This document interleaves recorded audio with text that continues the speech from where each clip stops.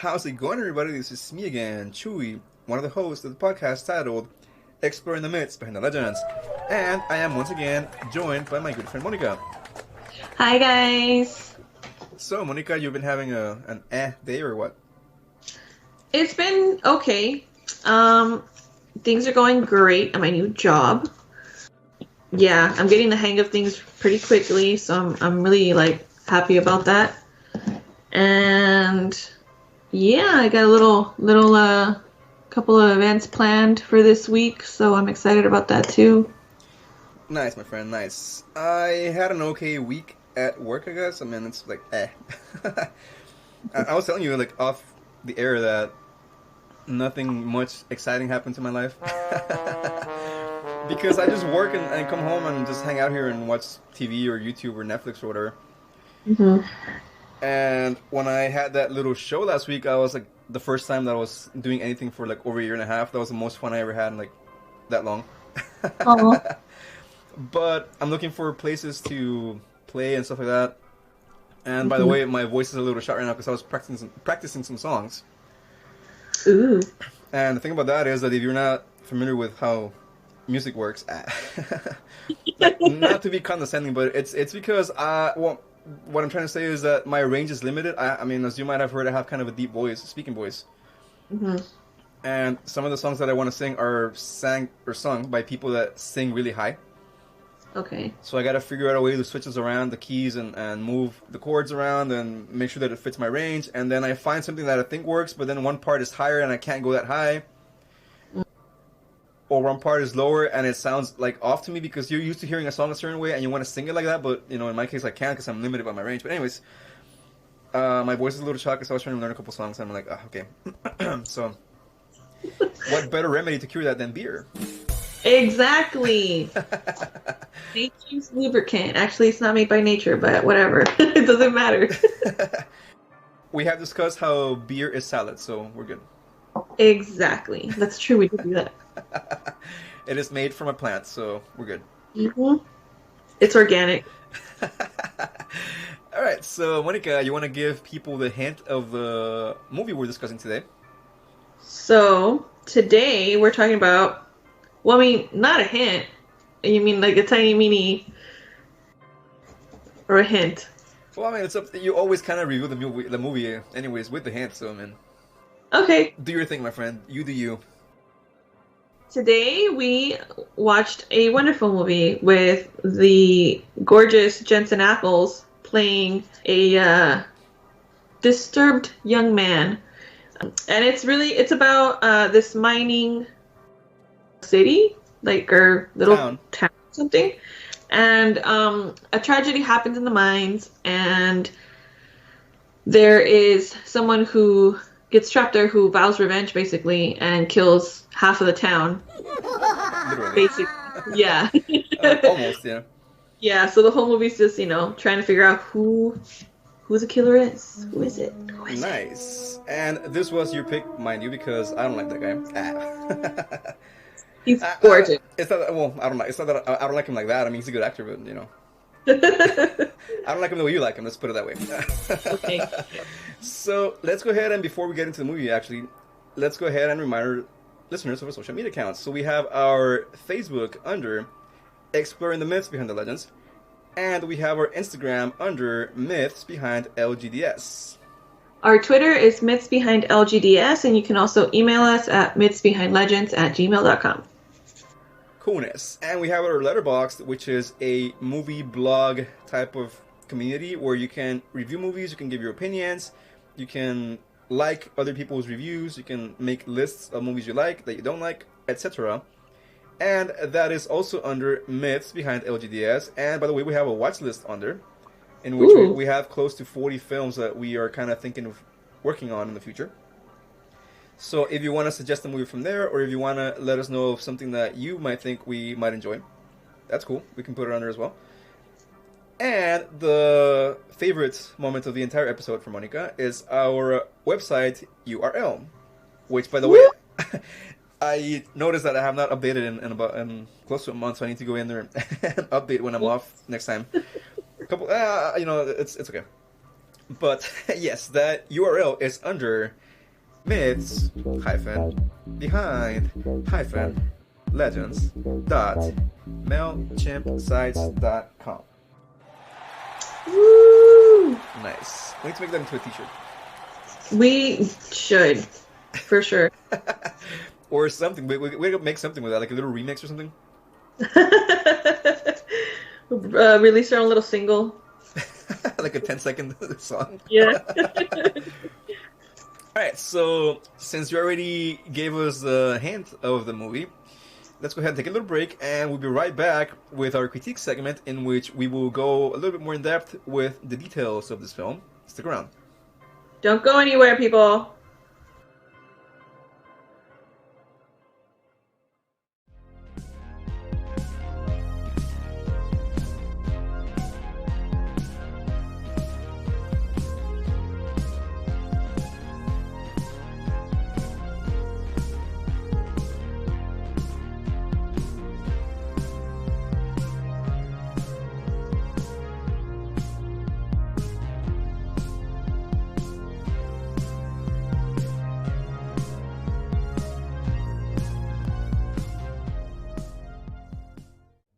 Alright, everybody, so we are at the critique segment, in which Monica and I go, as I mentioned earlier, more in depth into the technical aspects of the movie. So, like the cinematography, the sound design, the special effects, etc., etc., etc.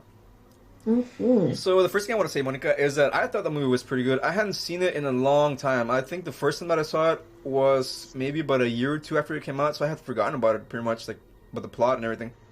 Did you see it like regular? Because this movie is meant to be seen 3D. Well, I don't have a 3D TV or glasses or anything, so I had to watch it like regular resolution, whatever. I mean, it was still kind of HD-ish. Yeah. But I didn't get to see it in its full 3D glory, if that's what you're asking. Yeah. So like when it first came out, I think I was working at the movie theater, and I didn't see that movie, the whole thing. I saw pieces of it, and then I didn't, finish it. So me watching it this time was almost like watching it like for the first time completely. I remember the freaking trailers for it, and people were so excited because it was like a horror 3D movie, and it was like, whoa, oh my gosh. I don't know if this was one of the first ones that came out that was like 3D and horror. Not really. No? Which other ones? Well, when this one came out in when? 2009? 2009 or 10. I mean, they had done this in the 70s or 80s with Jaws 3D, and Friday the 13th Part 3 was 3D. But when did it come out? Those came out in the 80s. I mean, this movie, incidentally, is a remake from a movie in the 80s. Yeah, but like, they weren't in 3D. The original wasn't. Exactly, that's what I'm saying. So like, when this movie came out, what other movies came out that were also 3D that were horror movies? If you're talking about the same time period, I can't remember. I mean, like the ones that I told you about, they were 3D, and you actually wore those like the goofy the red and the blue glasses. People were actually given those when they went to see Jaws 3D and Friday the 13th 3D in the 80s, mind you. 3D existed in the 80s? Yeah, dude. Really? I mean, not to the extent that it is available now, but it was like pretty rudimentary. I mean, you had to use. You've seen those glasses, right? The little blue and red. So people were given those. What? When they went to the movies. How did I not know this? Wow. I feel like I've been living under a rock. I don't know. I mean, I know the original for this was not made in 3D. I haven't seen the original, actually, and speaking about this movie by itself, on its own merits, I thought it was okay. Since I haven't seen the original, I can't compare it. Yeah. I'm sure people would always say that the original was better, and that's typically my mindset, really. That remakes aren't that great. I mean, there's some exceptions, of course, but I feel like this movie, if I didn't know that it was a remake, I would still appreciate it for what it is. It's a horror movie, dude. It's pretty cool. I liked it. I don't think it's groundbreaking, but it's very like slasher-y. I think that's why you like it. I think it's a throwback to my jam, which is the 80s slashers, yeah, like you're saying. Oh, yeah. And speaking of that, I mean, I thought the acting was a little bit too much sometimes. It's like any movie, man. I mean, for the most part, it was well acted. Like, it was realistic, I guess. But sometimes people went, like, They kind of just overdid it a little bit. I mean, I can't think of any specific scenes at the moment, but it's like that's just a minimal gripe that I have with it. I mean, with pretty much every movie that I see. Yeah. But what do you think of the cast? I mean, the cast is pretty good. The cast is pretty good. It's funny because, like, so in the beginning, when there's that girl that's, like, sleeping with that married man at the motel, and then she runs out naked or whatever, I don't know why, but that girl really reminded me of Pamela Anderson. Specifically, or, like, that one chick with, like, in Scary Movie. The girl who's like answers the phone. Oh, it was Carmen Electra. Carmen Electra, yeah. Yeah. So for some reason, this chick reminded me of like Carmen Electra and Pamela Anderson at the same time. And it was very like, oh my god, like the little bimbo or whatever that runs out and of course gets murdered. But I thought that was funny. I want to talk about that scene later because there's a funny story behind that scene, and I mean, yeah. Cool. Before we get to that, yeah, there are a couple things I want to mention as well. Going back to the cast, I mean, Supernatural dude, what is his name, Jensen? Oh, Bay, I love that guy. He's the best. Sucks. I'm just kidding. Nah, he's a pretty. I mean, he acts pretty good in this movie. He does kind of overdo it, like I mentioned earlier, but yeah, in general, he does. He pulls off a good performance. Yeah. But I want to give a special shout out to Mr. Tom Atkins as the sheriff, like the old sheriff. Oh, okay. He's a big action, or not action, but like 80s horror actor. He actually came out in Halloween 3 as the main dude, and he plays like a middle-aged man that kind of meets this like younger lady, and like they go on adventures trying to stop evil. Wow. Because Halloween 3, if you're not aware of this, out there in the audience, is the only movie that does not feature Michael Myers. I mean, there's a whole story behind that I don't want to get too much into, but basically the movie studio thought, or the makers of Halloween thought that Michael Myers in part 2 had died and that was it. So now they're going to move into a different story and just kind of keep it like a series of movies that were connected through the Halloween. Oh, okay. Right? So that was where this movie, Halloween 3, was going, and they hired Tom Atkins to play the lead guy, and it's a pretty good movie on its own. If it didn't have the Halloween name, I think it would have done a lot better. Uh-huh. But, yeah, I mean, he came out in that movie. He came out in a different movie called Night of the Creeps, which is about alien zombies kind of thing. So that's a pretty cool movie also. That's my jam, dude. Like, all these, like, trashy 80s, like, horror movies. I live for that stuff, dude. And he was in both of those, and he's in this one. So, and then in this one, he's already, like, in his 70s, probably. Yeah. But he does a pretty good performance. I mean, he gets done for in a very, like, gory way, man. He shoves the pickaxe through his jaw and, like, dislocates it. Oh, yeah. And getting to that point specifically, I mean, there's 2 killers in this movie. Yeah, technically, yeah. There's 2 killers in the movie because the first one is the guy that gets trapped, and he gets trapped in there because of your boyfriend's, like, mistakes, whatever. Uh-huh, yeah. So he gets trapped in the mine, and with, like, 5 other people and this guy's name is Harry, I think. Yeah. And then people find out that he murdered those people to conserve his oxygen, I guess for food supply or whatever, like to survive. When they found him, he was in a coma, and the other people were all dead, like with a pickaxe through their heads, whatever. Uh-huh. And then he escapes after, like, he's in a coma for like a long time, and then he wakes up for no reason. And like you said, dude, this guy kills like the entire hospital. I know. He freaking murders everyone. It's like, damn, dude, the strength that he had after that coma, like, were they feeding him in that tube? Like, Puro chocomilk, dude. I know. He's all jacked and ready to freaking get his revenge on again. Dude, I feel weak after I wake up from a nap, like a 2-hour nap. Like, I mean, this guy was in a coma for like, I don't know how, like 10 years, whatever, and he like has the strength. Rage! Yeah, the strength and the stamina to murder an entire hospital worth of people. Like, dude, like the scene is pretty like gory because you see like all these bodies thrown everywhere, like gutted and blood on the walls and like cut in half. It's pretty cool, but yeah, it is pretty messed up. I mean, it's pretty unrealistic. I mean, like you said, I actually hadn't thought about that. Like, this guy was in a coma and he would not be even able to walk. So then he gets done for. I mean, well, actually, before that happens, he escapes from the hospital after murdering like 50 people, whatever. Yeah. He goes back to the mine, where like all these high school kids are partying, and he kills all of them too. Yeah. Except for like 3 or 4 of them. He would be satisfied. Like, he was just insatiable. That's what he was. Yeah, like all this bloodlust, dude. I know. It's intense. And we'll talk about that in the third segment. Because I think it's interesting how this guy, I mean, had lived a pretty unremarkable life up to that point. And then he just becomes this, like, mass murderer, like Michael Myers / Jason style. But then Jensen, his name in the movie is, I believe, Tom. Yeah. He becomes the killer, eventually. Yeah.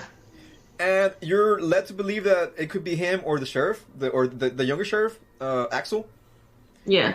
But in the end, we find out that it's Tom, Jensen Ackles. Yep. Who has gone insane. And, dude, like, his kills are pretty legit, too, man. Dude, yeah, they were intense. And I think his brain just broke from, like, the remorse of being responsible for all those people's deaths. So he just, like... Yeah, something definitely... I mean, he was in a mental hospital. I think they mentioned that towards the end also. Yeah. For several years. So something was definitely, like, not okay with him at that point. And, yeah, so like I said, we're going to talk about both these guys later on in the episode, so stick around for that. And I want to bring up the point of Bay for this movie. It is not who you might think. It is not who you might think. It is not the naked lady, and like I said, we'll talk about her in a minute, too. The wife? No, actually, I like the Sancha. Oh, okay. The supermarket girl, and I like her because she actually comes out of my favorite show ever. Well, not ever, but in, like, my current favorite show, which is The Blacklist. Oh, okay. She is Megan, and pretty original because her name in real life is also Megan. Wow. So this girl comes out. I had no idea she came out in this movie, dude. And I started watching The Blacklist last summer during the whole, like, quarantine crap. Yeah. And it is legit a show that I recommend. I mean, it's like Jason Bourne meets James Bond meets, like, sci-fi, because there's, like, a whole bunch of, like, weird stuff that happens in that show. But it's pretty cool. It's pretty legit. She plays an FBI agent in that show. And I fell in love with her. Sorry. I mean, yeah, but in this movie, she plays the lover of the sheriff. And she gets the Bay Award for this movie. Speaking of the special effects, what do you think? The 3D effects. Like, do you think they were done well, or? Yeah, I think they were. I feel like they weren't overdone. I kind of wish I would have seen this in 3D. That would have been pretty cool. But I liked it, you know. The one thing that I didn't like was the bullet at the end. Oh, yeah. Yeah, I was just like, that was unnecessary, but whatever, I guess. I'll take it. Yeah, that was the only one that was, like, legit CGI, and you could tell, like, it's like... Yeah. But I think, for the most part, the 3D effects were done pretty well. I mean, they aged okay, better than a lot of other movies, I think. Yep. I agree. I don't know if you ever saw the movie Piranha Triple D. Yes, I did. I worked at the movies when that movie came out, and it was freaking ridiculous. Like, that was just kind of like Sharknado. You know, they just friggin' did that movie just for the fuck of it. Like, just to see what they could get away with, basically. Yeah, I mean, I don't recommend anybody watches that movie because it's kind of dumb, but... It's really dumb. I mean, it's a good movie to watch to just, like, rag on. Like, it's one of those movies, but... Watch that movie with a group of friends with, like, popcorn and snacks and throw popcorn at each other and, like, you know, just kind of make a party out of it. Exactly. Take a shot every time something ridiculous happens and you... You'll end up in the hospital with alcohol poisoning. That's what's going to happen. Full disclaimer, do not follow my advice, please. No, that whole movie is ridiculous. You'll die. And, well, let's go back to that scene with that naked girl, because there's actually a bit of history behind that, and I had no idea about this. I mean, like, it's a pretty long scene. It's like a 5-minute scene, dude. I know. It's not just, like, topless. It's like you see this lady from, like, every angle, from, like, different, like, distances. I mean, you see her. You see all of this lady. It reminded me of when I was in art class in college, and we had to do, like, nude drawings. That's basically what I saw. Like, this whole lady, you know, just cooch and all, just out there for the world to see. Yeah. I mean, I want to think that if I was ever caught in a situation like that where I am not I'm not wearing any clothes, Uh-huh. and I need to wear like run out of my house for something, I would at least wear like a towel or a boxer shorts or something, dude. Like I would want to like take 10 seconds to put something on myself and okay, like I'm at least kind of decent to get out there. Yeah, which I thought she was gonna do because she grabbed the piece of clothing and then she just was like, "Oh, never mind," and then she just ran out with the gun. I'm like, "What the fuck, girl? It's cold outside." So yeah, definitely. And well, as enjoyable as that scene was for her to watch, for obvious reasons, the history behind this is that the guy that she's with in the hotel room, guess who that guy is? Stone Cold Steve Austin. He looks like him, right? Yeah. I mean, it's not him though. You know. Oh, who is it? I feel like they could have gotten him for that part. Yeah, would have worked. That guy is one of the screenwriters. What? One of the guys that wrote like all the scenes and the dialogue for this movie wrote himself into a scene in which he's like, wow, in a motel room with a naked lady. I mean, oh yeah. Of course he would write himself sleeping with this chick. Wow. Okay. Nice one, bro. You are my hero, sir. But well, not only I mean, this guy. Okay, he wrote himself into that scene as a cameo, or whatever, right? Okay. And imagine like, you know what? I don't feel like that take was right. Let's do another take, guys. You know, let's try shooting it from that angle. You know, see what happens with it. You know. So besides that, the lady, I forgot her name. I think her name is Betty or Betsy in real life. In that scene, originally she was not meant to walk out of the room naked. She was supposed to put on something like a nightie or something like that. Yeah. But she was the one that decided that the scene would be more effective if she was completely naked. That kind of took me by surprise when I found that out, because usually it's the guy that's shooting the movie, like the director or whatever. That's, oh no, let's do this way. Yeah. According to herself, she said in an interview that they did a few takes where she actually covered herself with a sheet or whatever. Uh-huh. But that she felt like it wasn't like coming across right. Yeah. And she was like, well, let me try this, and if it works, it works, and if it doesn't, whatever. So that's when she did the whole like naked thing.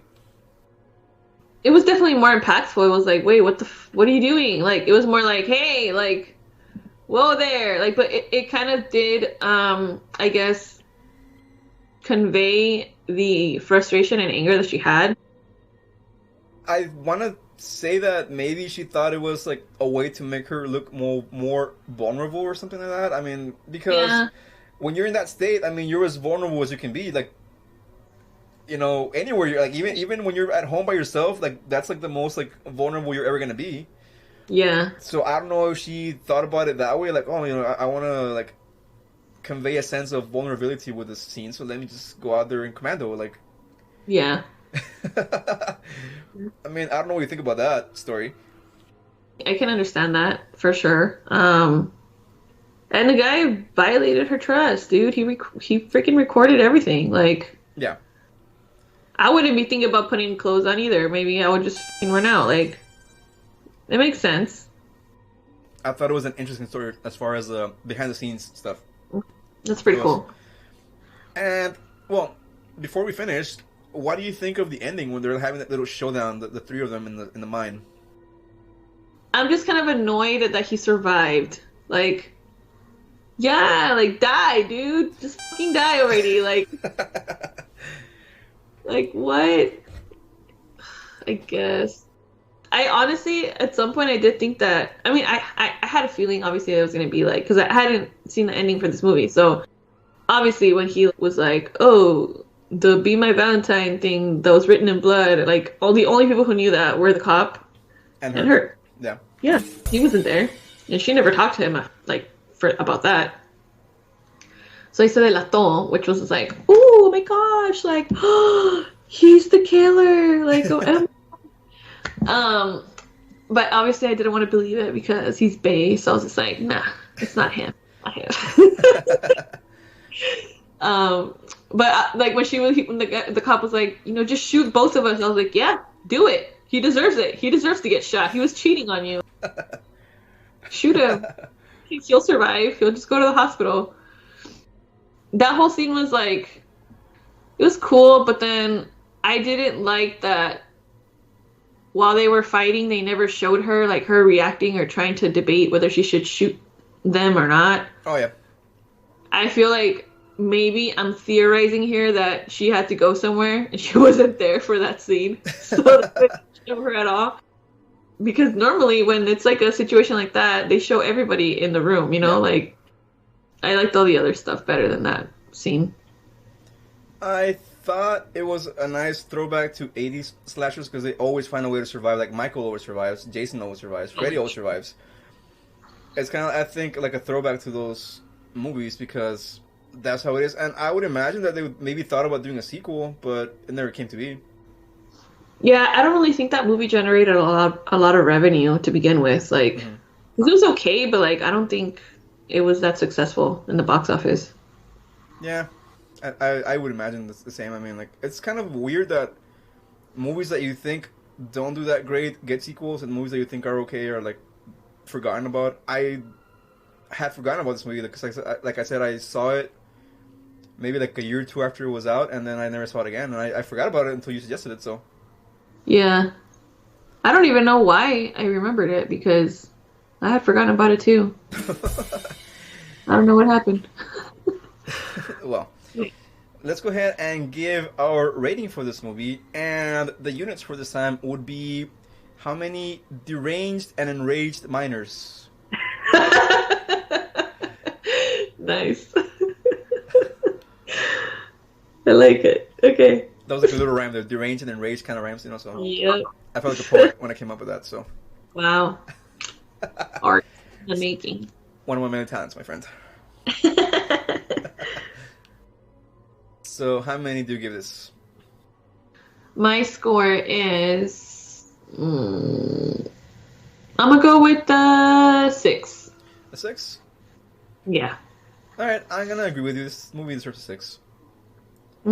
It's like not amazing, but like not bad. It's like a little bit in between. Yeah, it's a little bit above average. I mean, I would say that it's a movie that you can enjoy as if you're looking for something that's along the lines of 80s slashers, but a little bit more modern.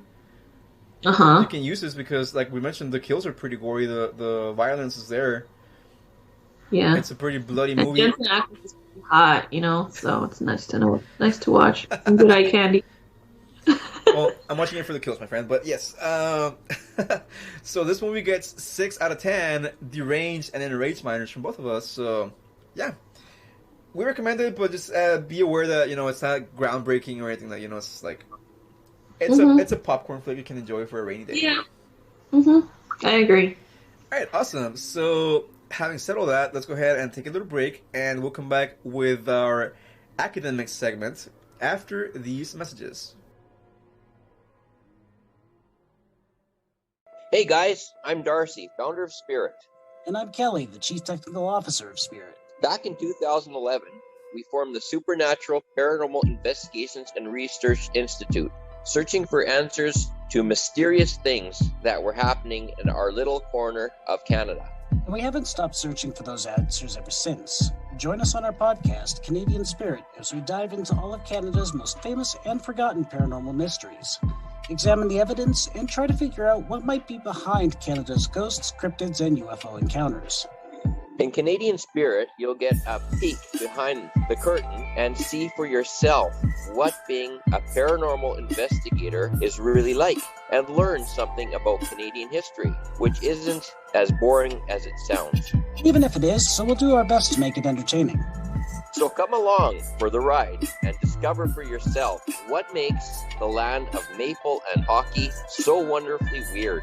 You can find us on Apple Podcasts, Google Podcasts, Spotify, Podchaser, wherever you find your podcasts. And remember, raccoons are aliens, werewolves are perverts, and ghosts are just downright rude sometimes.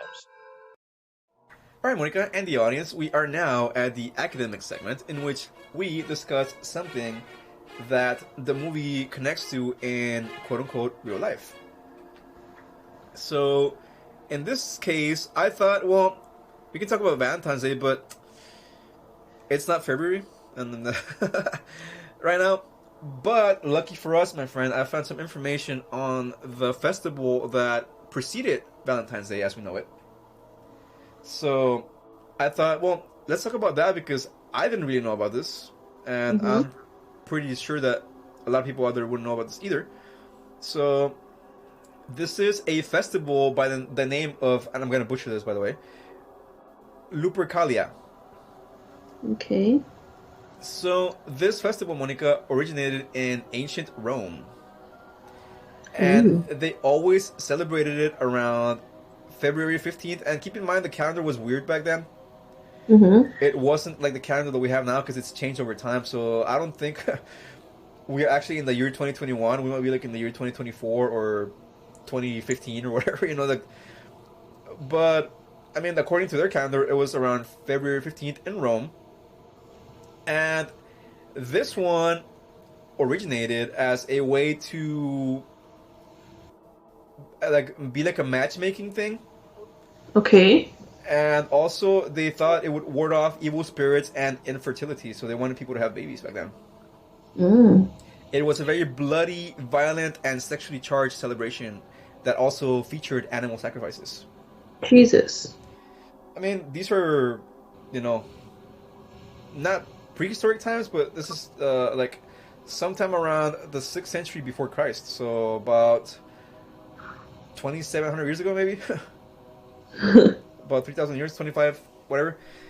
So, before I even tell you anything about this, what do you think about this? I think that's intense. It sounds intense. It's intense because it's intense. Nice, my friend. Yeah, exactly. So basically, to recap before we get into it more in depth, it's a celebration in which they sacrificed animals, they did bloody rituals, they used violence, but people always ended up walking with a date. That's pretty deranged, if you ask me. I feel like Tinder might be a better choice nowadays. Yeah. Guys, hopefully. I say that with reservations because Tinder's kind of a wild, like, landscape. Or it can be. I mean, I'm still under, but don't tell anybody. So You just did. You told everyone. Well, nobody knows where I'm at, so that's cool. You gotta, like, adjust the miles or whatever, right? So. Okay. Okay, so this festival, which once again is called Lupercalia, nobody knows the exact origin of it, Monica, but they estimate that it started around the 6th century before Christ, like I said, and it started as a celebration of the founding of the city of Rome. Okay. And basically the city of Rome, the legend is that two brothers, twins, by the name of Romulus and Remus, were thrown into a river by a king or an emperor because he wanted to get away with him because he didn't want him around. And so they actually survived because they threw him in a river in a basket, and the basket didn't sink or the boys didn't drown or anything. They actually came into this clearing. A she-wolf picked them up and nurtured them with her milk. Wow. In a cave, and they eventually grew up to become the founders of the city of Rome. That sounds like an adventure. What a way to grow up, dude, honestly. I was literally raised by wolves. I mean, imagine that. It's kind of like a fantasy novel, like for young adults, dude. Yeah, that's a pretty, like Narnia stuff. Okay, so that was the founding of Rome, and basically the way these people celebrated that, or try to celebrate that, is that they found 3 places, which was Palatine Hill. I hope I'm saying that right. Palatine Hill, a public meeting place with like a town square called the Comitium, or the actual cave in which people thought that the twins were raised by that wolf, which is called Lupercal Cave. And so they celebrated in these 3 locations, right? And basically, there were priests called the Order of the... Well, not really priests in the sense of like Catholic priests, but priests of the whatever religion the Romans were practicing back then. I guess paganism. And they were called the Order of Luperci. So what they would do is, these guys would sacrifice goats, which represented sexuality in their eyes. Not the goats. And also, my friend, you're going to hate hearing about this, but they also sacrificed a dog in this. No! Ritual. Why? Why would you bring dogs into this? They're so precious. Yeah, so what these guys would do is after that happened, they would take the knives and smear with the animal's blood and like rub it against their foreheads. Kind of like smearing the blood on their faces. And then they would clean that off with a piece of cloth soaked in milk. Okay. Like what kind of milk? I guess goat milk? That makes sense. Okay. They milk the goat and then they kill it and use its blood and then clean it with its own milk. That's pretty fucked up. I mean, these are weird times, my friend. These are times before technology and stuff like that, you know? So, I mean, who knows what other kind of weird festivals or rituals happened, you know, that we don't know about. Yeah. So, after that happened, these guys, it's the same order of priests or, you know, religious people, would cut the leather of the goat into strips and I guess make makeshift whips out of it. Oh. You want to think about it that way? They would proceed to take all their clothes off. Okay, I guess this released the movie. Mm-hmm. They would get completely naked and run around and trying to find women to hit them with. Damn. So, but the thing is, the women actually didn't run away from this. They actually enjoyed taking, according to this. Yes.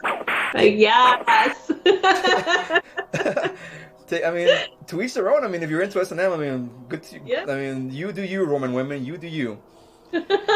And so they, quote unquote, enjoyed this whipping, whatever, because they thought that the whipping would make them more likely to bear children in the future. Interesting. So, what do you think about that? I mean, somebody told you the way to get pregnant is for some naked dude to whip you with a goat skin. I'd be like, well, I know what to avoid now.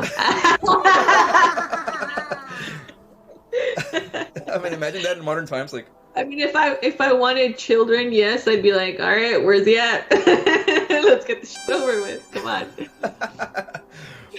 I mean, what do you think was running through these people's minds when they thought of this up? I mean, like, I'm not trying to demean that their beliefs or anything, but where do you think that belief would come from? Like, I don't know. Well, were these guys like holy guys? I mean, they were called priests, so I'm assuming they're kind of like religious officials or like monks or whatever. They had some kind of like, you know, what's the word? Prestige to them, and these people had faith in them. So if it's kind of like any priest just being like, I bless you, child, or whatever, and you're like, oh my God, I'm blessed. You know, like it's the same thing, like, but they were doing it with whips, you know? So they had the faith. The whip is where it's at. Give me that baby, basically is what they were saying. I mean, it depends on how many children you want, you know, like it's, you know, if you want 5, that's a lot of whippings, but you know, if it's just the one, then you're like, okay, just one time and it's over with and I'll get pregnant. Yeah. Well, keep in mind that people back then had like 10 kids or whatever, so because only like 3 survived. Yeah, but like they probably got like 1 whipping and then like 4 came out, so then, you know, it evened out.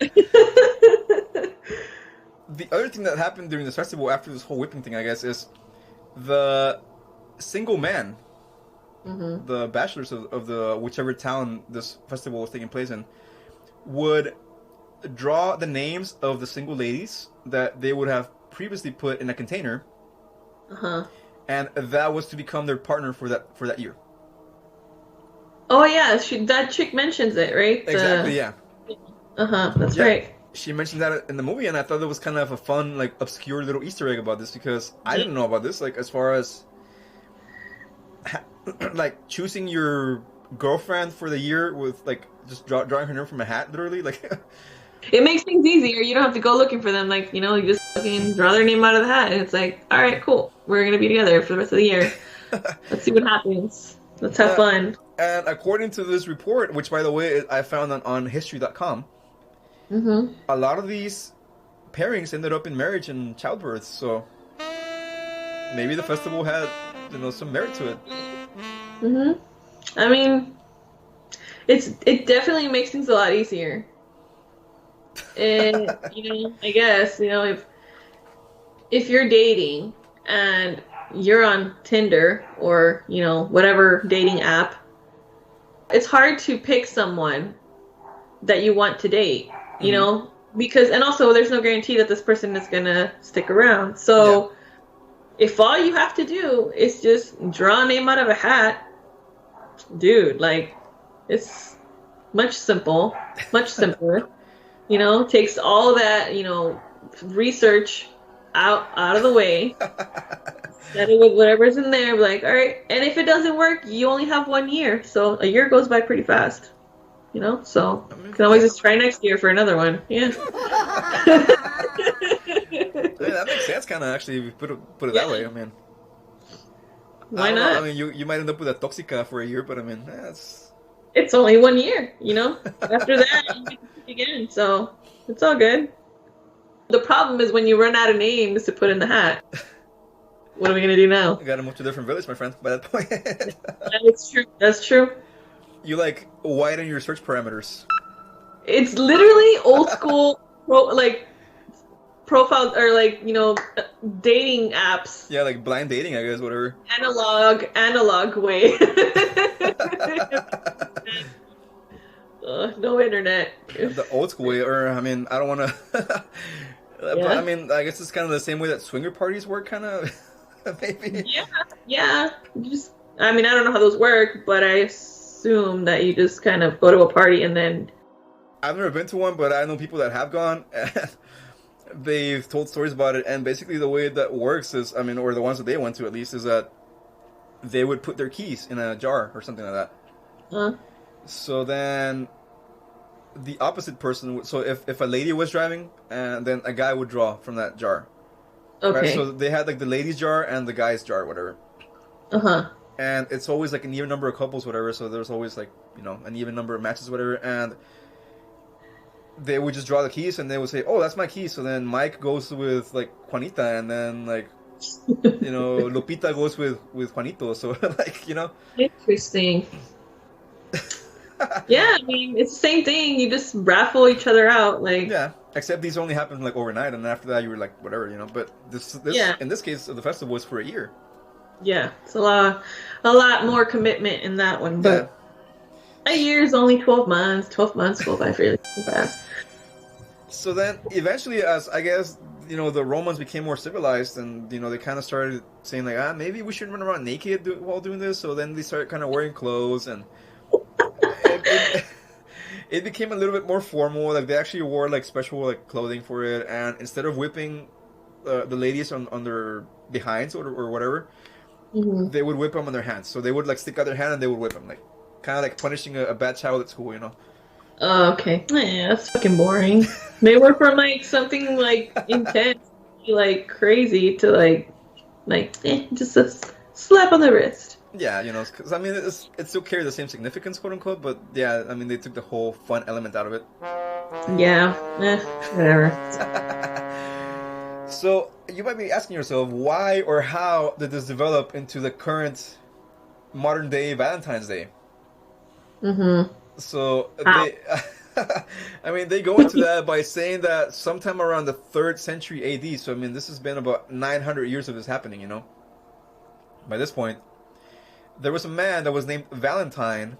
Several men named Valentine that were made into saints, but this one guy specifically was killed by a Roman emperor because he was promoting Christianity. And he was marrying people according to the Christianity rites. So like, I guess, you know, a Christian wedding, whatever. Because back then, Christianity was pretty persecuted by the Romans. Wow. So this guy was captured by the, I guess, the Roman legions, you know, the soldiers. And the emperor had him executed because he was, again, marrying people unlawfully, quote unquote. But, so, were the Romans Catholic? Not at this point. I mean, Christianity had been around for maybe like a couple hundred years by this point. 250 maybe. But it was still not the accepted religion of Rome. It was still kind of like pagans. Kind of. Well, but Rome is Christianity. It's Catholicism. It kind of developed into that. They kind of mixed and absorbed other concepts, and they kind of molded their own version of it. But it took a while. Yeah. It didn't happen overnight. So, according to this, this guy named Valentine, he fell in love with a girl named Julia. before he got executed, mind you, and of course. So right before he went off to get killed off, whatever, the last letter he sent her was signed "From your Valentine." So that's where the expression of Valentine comes from, like I want to be your Valentine kind of thing, from this guy, because he wrote his last love letter to this girl right before he got killed. Aww. Yeah. So then, sometime in the following centuries, the guy was made into a saint, and they changed the celebration from the 15th of February for this festival into the 14th. And I think we talked about how religions kind of like morph over time, and they absorb concepts and they kind of become their own thing. Mm-hmm. So they assimilated this kind of like festival of Lupercalia and kind of mixed it with this dude because he was a saint, so it's around the same day. So this is kind of like fused together, and like made it work. And now we have people sending like gift cards and chocolates and flowers because some dude was killed because he was promoting Christianity. Damn. Well, capitalism, dude. That's what happened. It was basically invented so that people could spend money on that day. I mean, some people that follow Christianity, like I guess the more devout ones, or the most like in-depth Christians, or the ones that follow that more closely, still recommend not to celebrate Valentine's Day because of its pagan origins, like we mentioned right now.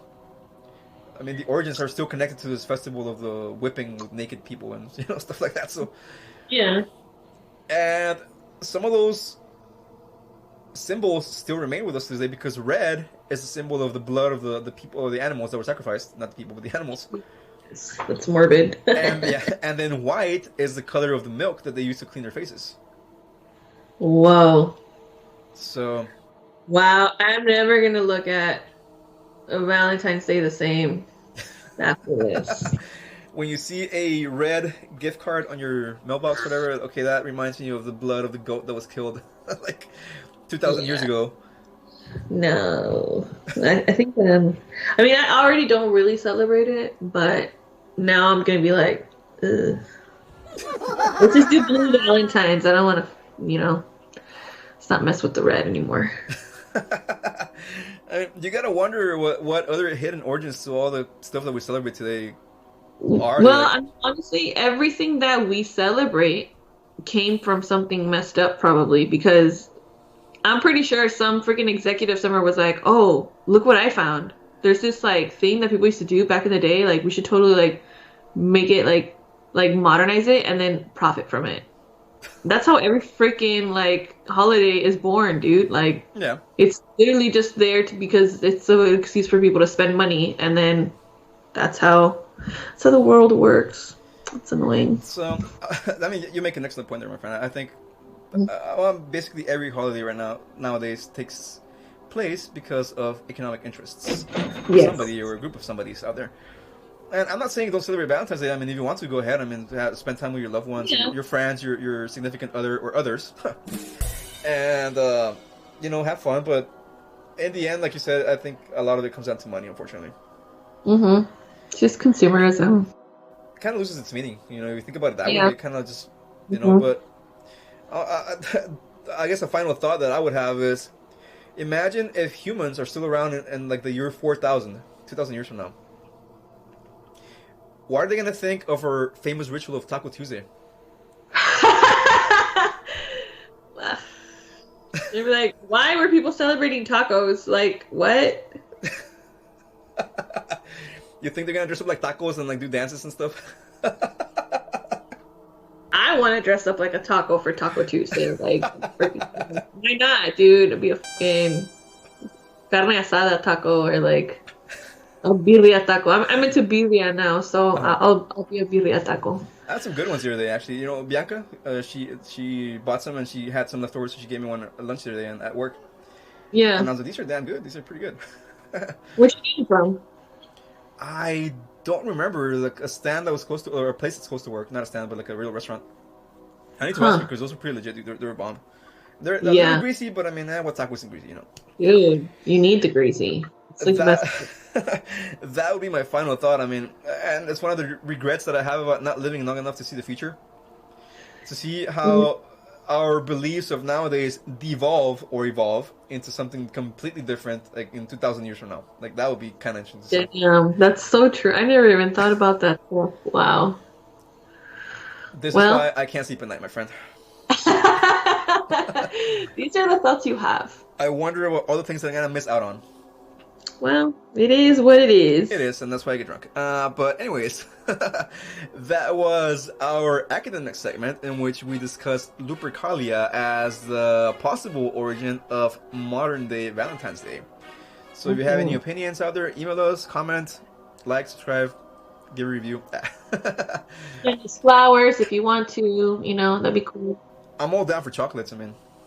Yeah, chocolates, candy, whatever, Mm-hmm.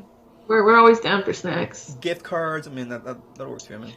Yeah, I like books. You guys want to send me gift cards for Barnes & Noble, that'd be freaking great. I heard that some Barnes & Noble were gonna build bars into them. Oh my god, that would be so awesome. Imagine, dude, readings while you're drunk. Dude. Yeah. That so cool. Sounds like paradise, my friend. Especially if they have food like tortas or tacos, and damn, dude. Dude, I mean, they already have a Starbucks in like most of the, in all of the Barnes & Nobles, and that's already pretty cool. Uh-huh. But imagine, alcohol? That would be a game changer. Everyone would go buy books because they'd be so drunk to be like, oh, go find how to, do I would never leave. Me neither. That would be my spot. I would live in the Barnes & Noble, like just that. That'd be freaking cool. I don't know how true that rumor was, but I read that at least they're gonna try it in a few of them, maybe, like to see what happens. Yeah. And I guess that's how it's. Yeah, I mean, that was a really fun conversation we just had there. And stick around because we got some more stuff coming up. We got the Know Thine Enemy segment, in which we're gonna talk a little bit more about the not twin, but like the two killers in this movie. Mm-hmm. So that's gonna come up after these messages.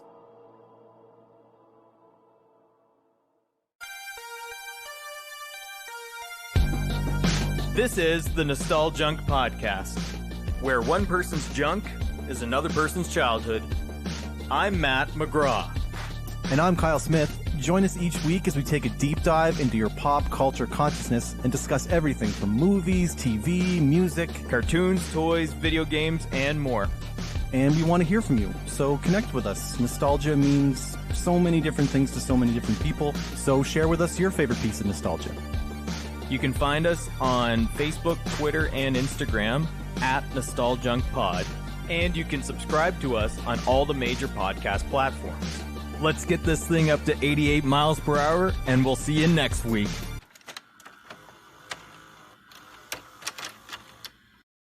Alright, so we are now at the Know Thine Enemy segment, in which Monica and I go a little bit more in depth about the villains or antagonists of the topic at hand here. And so we have, I believe, two villains, Monica. I don't know about you. Yeah, I agree. Because we have the first serial killer guy, Harry, that lost his mind when he got locked into that mine shaft. And he killed his coworkers, and then he was in a coma. He woke up after 10 years with like superhuman strength and killed like half the town. Yeah. And then we have Tom, aka Jensen Ackles, who took up the torch, I guess, so to speak, after several years also. So the classification system puts these guys under the dual nature because they're just regular human beings. Yeah. They're not supernaturally motivated. I mean, as far as we know, they're not possessed or anything. I mean, I say that because I want to touch up on that in a minute. But in essence, they don't seem to be like, for example, Michael Myers or Jason, that are like superhuman killers. They're just regular people. Yeah. That happen to have somehow snapped their minds or whatever the case is. So, like we said, Harry was trapped with 5 people in a mine because Tom made a mistake, and I think like a gas pocket blew up or something, right? Yeah. So that resulted in Harry and the other 5 people being trapped, and then Harry went to work with his pickaxe there to conserve his oxygen supply, I guess. And then he fell into a coma, but then he woke up and like killed like a lot of people in the town. I can't get like say enough about the hospital scene in the beginning of the movie. That's just like ridiculous, dude. I know, that was like overkill. Like that was a lot of. I just still can't understand how he had the strength to kill all those people. Yeah, it's kind of unexplained, but I mean, it is what it is. True. And then Tom's origin will be that he becomes mentally unstable after being attacked by Harry. During that whole little high school party thing at the mine. Yeah. Do you think something was in that mine that made these people snap their minds? Like something, I mean, maybe not supernatural or something, maybe like a gas or something? Yeah, I mean, that would make sense. Like, there's a bunch of, I mean, they're digging in there. There's got to be stuff that affects them.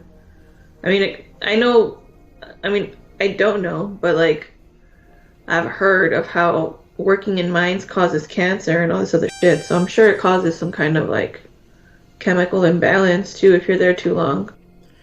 I mean, I would imagine that any effects from any gas would be temporary, like maybe like an hour or a few minutes, whatever. But I mean, I've never, to my knowledge, come across or heard of a substance that like makes a person lose their mind just by hanging out there for a few minutes or whatever. But now I would need to ask you the second question is, do you think something supernatural might have been there? Because Harry was like, as far as we know, a regular guy in the mine. He was just like a regular worker, but when he got trapped in that shaft with the guys, he killed them. And not happy with that, after waking up from his coma, he killed like 30 people in the hospital and like 20 high school kids. At one point, they say he killed 22 people, but he killed more than 22. Like that's just... Yeah, I mean, it could have been that he was hunted, or just straight up trauma and shock, and just not being able to cope with the fact that you murdered your coworkers in the mine. So now you're like, why not kill a couple more people? In for a penny, in for a pound type of thing? Yeah. So then, why does Harry, like, when they're having that little showdown in the final scene, I guess, in the mine, the sheriff, Axel, asks him, "Hey, Harry, are you there?" And he's like, "Yeah, I'm here." Do you think it's possible that, A, Jensen was possessed by the spirit of Harry, or B, Jensen's mind snapped to a point that he thought he had become Harry? I think it's the second one. I think that makes more sense also. Yeah. Like, given the fact that this isn't really like a supernatural-based movie, no pun intended. I think that somehow, after being a victim of that whole killing spree, or almost being a victim, that somehow his mind just kind of snapped and he thought he was Harry at that point. So, what do you think their goal is, just flat out? I think it's just to get rid of that whole town. Get rid of the... Just like chaos and destruction and death? Yeah, I mean, because if the whole town is gone, who's going to tell the story, right? Who's going to be afraid? Who's going to be judging him for making that mistake that cost people's lives? I feel like, yeah, they just want to kill people because they kind of found a thrill in it.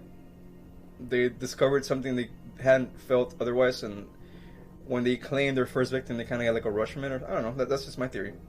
It could be, but like, think about it. Like, this guy made a mistake that caused people that he knew to die. Yeah. And he never lives it down because the whole town blames him for what happened and for the murders that happened after that too. So he snapped, and I mean, the only way to get rid of people telling him shit is to murder everybody. It's kind of like a butterfly effect, because he's the one that, through negligence, caused that first explosion, and then, yeah, that original 5 murders. And then the other 50 that happened after that, I mean... But what the fuck was a high school kid doing, messing with the plans for the mines? I mean, his dad owned the mine, so he just gave him a job there. Well, yeah, but, like, that's a very important job. You would want an engineer to be taking care of that stuff. Definitely, I agree with you. Like, what? That's his dad's fault. Putting his kid in charge of something so risky. Mm-hmm. That was total and complete negligence, my friend. I agree with you. Yep. So, what do you think of the miner's suit? Is it scary? Is it just like, or like... I mean, it's super scary. The mask is a little scary. Because, like, you mean, you're used to seeing that in that specific setting. If you saw it outside of it, it would be creepy as hell. So, I think it's effective. Yeah, I mean, some dude wearing like a black getup with like a gas mask and a Yeah. helmet. Like, what? With the axe, pick, or whatever that thing was. Pickaxe? Yeah, the pickaxe. That was his weapon of choice. Mm-hmm. I mean, they do seem to have, both of them, above average strength. I mean, not superhuman strength, but like, I guess slightly above, because they handle that pickaxe pretty handily. I mean, they kind of like twirl it and like do all kinds of weird stuff. And at some point, they managed to drive it through a person's skull like nothing. Like, several people, actually, several bodies that are like dismembered through this weapon, you know, like. The one with the shovel is the one that was pretty cool to me.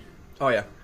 And the guy just like rams a shovel in her jaw and then just splits in half. Like, whoa, that was intense.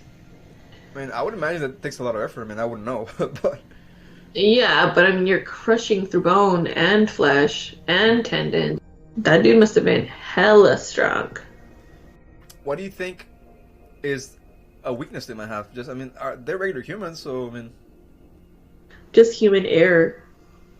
Because had he not revealed that the writing on the wall and the whole thing with the picture and or the hearts and stuff, whatever he said to her, like, he could have gotten away with it. She maybe would have killed the cop. I think so, because she was having like second thoughts about who might be the real killer. Yeah, and even after she found out and she realized that he was actually like nuts, you see her kind of make this face like she feels sad. Yeah. So she had compassion for him and everything. So had he not slipped up like that, maybe things would have ended differently. He would have been alive. Well, he is alive, but he would have been with his chick, and the other guy would be out of the picture. Yeah. So he'd get his girl back.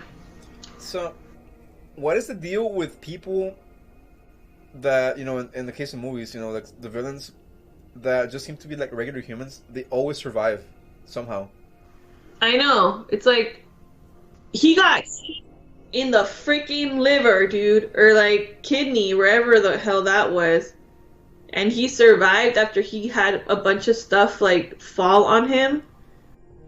And then he had the strength to shove the pickaxe in that dude's eye, like, and take his You know what I noticed? The mask wasn't broken when he came out. No, it wasn't. So what the hell? Chan, chan, chan. Maybe Movie mistake. continuity, or maybe he killed a different rescuer and took his Maybe. mask. I mean, he had already killed like 20 people at this point. So, I mean, what's in their body to the count? I mean, but yeah, I mean, I had put here that they would be brought down with enough damage, but now that I think about it, this guy's like unkillable because he got shot. He blew up in a fireball. And then he had like, I don't know how many tons of rock and dirt and wood fall on top of him, and he still had the strength to kill the guy with one hand. Not only that, but like he was burned. I didn't see any burns. Yeah. Like, what the hell? Like, did nothing happen to his body when that thing blew up in his face? Like, he should have practically melted. Yeah, basically. I mean, it's a fireball. Dude. Like, I mean, Wow. try putting your finger for a flame, like in a flame for like a second, and see what happens to your skin. Like, Oh, yeah. I mean, don't try it. Like, Yeah. don't do this. Anybody out there, don't. I mean, I burned myself getting stuff out of the oven. Yeah. I would not. I would imagine that being in front of a fireball would be 100 times worse. So, I call it bullshit. Well, it's movie plot armor for the villains, my friend. They also have some benefits, because, you know, Yeah. you got to bring them back for a possible sequel that, in this case, never happened. But True. I mean, maybe they were hoping for like a franchise type of thing. Maybe. But Model? yeah. So, what is your opinion of the miners as villains? How effective are they? Are they scary? What do you think? I think they're scary. Yeah. I would give them a... I'm gonna go with the 7. 7 skulls in the scare meter. Yes. I was gonna give him a 6, so that's like a 6.5 skulls in the scare meter for both of them. Because I do want to say, I mean, I don't want to like, I mean, imagine you come home after like a long day of work and you see some random dude, like a hulking beast of a dude, like 6 foot tall with like a pickaxe and a miner's S&M getup, like.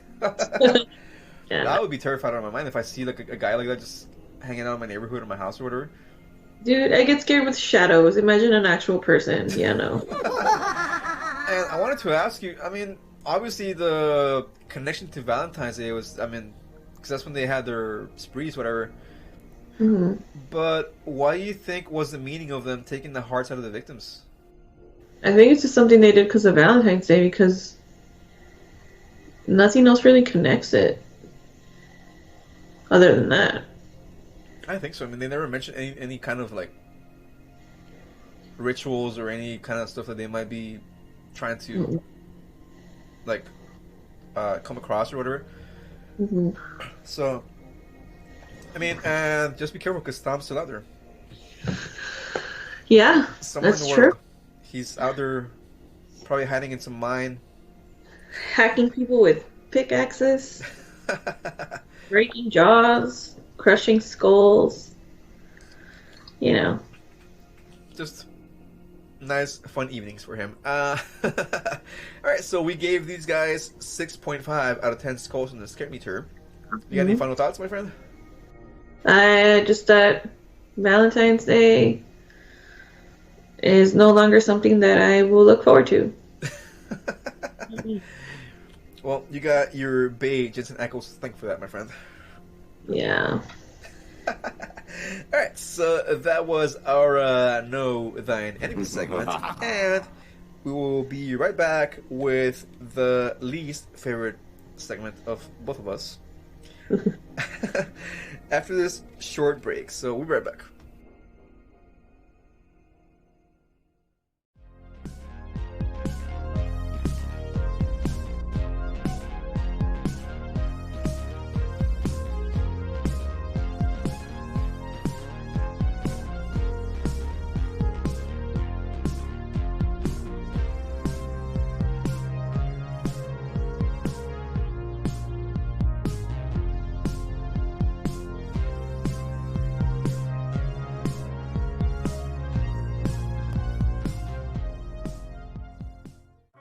Alright, Monica and the audience and myself, le sad face for tonight because we are once again at the end of our podcast episode. So, a little bit of a late reaction there, my friend. Yeah. It takes a while for your brain to connect at this time of the day. Exactly. Well, I want to thank everyone that has listened into this episode for taking some time to enjoy our company. And I want to thank you, if you're a first-time listener, for joining us in this journey. And I also want to thank you if you are a repeat listener. Thank you very much for being part of the EMBL squad. Do you have any shout-outs for tonight, Monica? Yeah, to everyone who listens, duh. Okay. Well, I got some specific ones. Well, one specific one and one a little bit kind of like yours. That's a little vague. Okay. I want to thank our friend Mariah because she sent us some Summerween correspondence. Aww. Did you see the post that I put on Instagram earlier? Yeah, I did. Thank you, Mariah. Dude, she's awesome. She sent us a little postcard thing. She sent us some stickers, a little, like, couple of creepy pictures for us to collect, you know? Nice. So, yes, Mariah, thank you very much. You are awesome. In case anybody's wondering who Mariah is, she was a guest of ours in episode 10. She has a thing where she does medium work. So, if you want to hear all about that, please do listen to that episode. You can actually find her on Instagram under Halloween Girl Forever. So, if you're into that kind of stuff, go ahead and, you know, follow her. Give her a like here and there, you know. She's awesome. She's a great person. And she asked if we would be cool with doing another collab, and I said yes, by all means. Hell yeah. Mm-hmm. So let's bring her back sometime soon. And the next shout out that I have would be for the Twitter followers, because that number keeps going up, my friend. We have already passed 700. Oh my god. That's awesome. It's cool, dude. I mean, it's awesome to have people support, and I mean, like I said, sometimes they reply, sometimes they don't, but I mean, it's part of it, right? And I just get really happy when I see that number jump. Yeah. Go up and up and up. I'm thinking that we are probably gonna hit 1,000 by the end of the year. Ooh, we should do a giveaway. That would be, I think, a pretty realistic goal. Get 1,000 by, December-ish. Yeah. Mm-hmm. And I don't know, maybe we can do a giveaway for them. But I was thinking doing something a little different. I don't know. We'll see what happens from here to there. Okay, sounds good. A giveaway, but not the stuff that we've been giving away so far. I mean, we've given away stickers, cups, picks, etc. But it depends. I mean, if you guys are willing to, help us get that number up and up and up.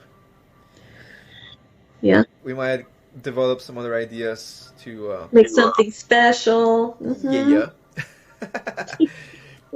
So I want to remind the listeners of our social media accounts. We have our Facebook under Exploring the Myths Behind the Legends, and we have our Instagram under Myths Behind LGDS.